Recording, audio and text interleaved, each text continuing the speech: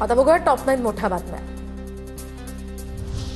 मुंबई महापालिका महाविकास आघाडी म्हणून लढली पाहिजे, मतचोरीच्या संदर्भात एकत्रित येत सत्याचा मोर्चा काढता मग निवडणुका वेगळी लढता, असा सवाल शरद पवारांनी केल्याची सूत्रांची माहिती। नवी मुंबईतील कार्यक्रमात एकनाथ शिंदे आणि गणेश नाईक एकत्र येणार। शिंदे आणि गणेश नाईक आज नेरूळमधल्या शिवरायांच्या पुतळ्याचं अनावरण करणार। संध्याकाळी 5 वाजता या पुतळ्याचं अनावरण। अमित ठाकरे आज नेरूळ पोलीस स्थानकात जाणार नाही। नेरूळ पोलीस स्थानकातून अमित ठाकरेंना फोन। अमित ठाकरे रविवारी दुपारी 1 वाजता नेरूळ पोलीस स्थानकात जाणार। पार्थ पवारांचा पुण्यातल्या जमीन गैरव्यवहार प्रकरणामध्ये शीतल तेजवानी यांच्या चौकशीनंतर आज पॉवर ऑफ अटर्नी देणाऱ्या 275 जणांची चौकशी होणार। पॉवर ऑफ अटर्नी कोणत्या अटींवर दिली, मोबदला मिळाला का किंवा त्यांना काही आमिष दाखवण्यात आली होती का, याचीही आज चौकशी होणार।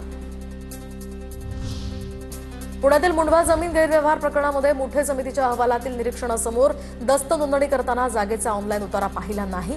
बंद झालेला जुना 712 दस्तला जोडण्यात आला। शिवाय उद्योग संचालनालयाचं पात्रता प्रमाणपत्र सुद्धा नसल्याचं समोर। ठाण्यामध्ये भाजप आणि शिवसेना कार्यकर्त्यांमध्ये राडा। शिंदेचे कार्यकर्ते जल्लोष करत असताना हा वाद।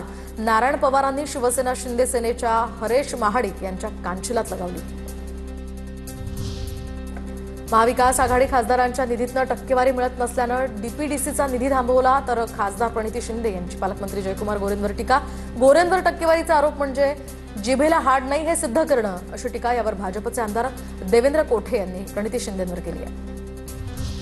नाशिक सिन्नर एसटी अपघात प्रकरणी 4घांचं निलंबन। लॉगबुकमध्ये बसचा ब्रेक फेल असताना सुद्धा या ठिकाणी कर्मचाऱ्यांचं दुर्लक्ष। एसटी थेट स्थानकाच्या फलाटावर जात अपघात झाल्यामुळे एका मुलाचा मृत्यू झाला होता। बुलढाणामध्ये विद्यार्थ्यांना स्टीलच्या प्लेट्स ऐवजी रद्दी पेपरवर पोषण आहार, तर बुलढाणा जिल्ह्यातल्या आदिवासी भागातला हा धक्कादायक प्रकार। जिल्हा परिषद शाळेतील विद्यार्थ्यांचं आरोग्य धोक्यात। आणि आता बघूयात टॉप 9 महत्त्वाच्या बातम्या।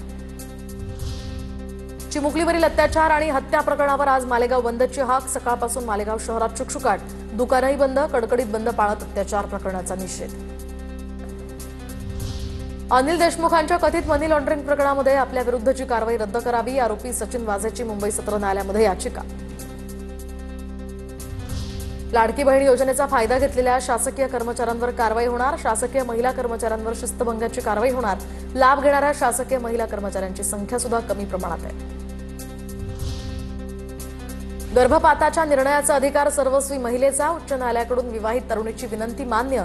वैद्यकीय मंडळानं दिलेल्या अहवालामध्ये आता 19 वर्षाच्या तरुणीला 23 आठवड्यांमध्ये गर्भपात करण्याची परवानगी। भारतीय अंतराळ संशोधन संस्थेचे माजी प्रमुख डॉक्टर के राधाकृष्णन यांची आयआयटी मुंबईच्या संचालक मंडळाच्या अध्यक्षपदी नियुक्ती। मावळते अध्यक्ष आयआयटी मुंबईचे पहिले माजी विद्यार्थी शरद सराफ यांच्याकडून राधाकृष्णन यांनी पदभार स्वीकारला।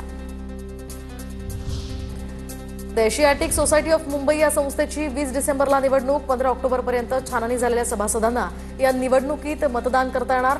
दरवर्षी होणारी निवडणूक यावर्षी सभासद पात्रतेचा गोंधळ झाल्यानं सप्टेंबरमध्ये निवडणूक होऊ शकली नव्हती। नागपुरातील हिवाळी अधिवेशनाची कामं आजपासून पुन्हा बंद। थकीत 150 कोटी रुपये दिले नसल्यामुळे काम बंद आंदोलन। हिवाळी अधिवेशनाला 17 दिवस बाकी असताना कंत्राटदारांचं काम बंद आंदोलन। महामुंबईतील महापालिकांमध्ये महिला मतदारांच्या संख्येत लक्षणीय वाढ। 2017 मध्ये झालेल्या महापालिका निवडणुकीच्या तुलनेत यंदा 11,80,191 मतदारांची वाढ। वाढलेल्या मतदारसंख्येचा कोणाला फायदा होणार याकडे आता लक्ष।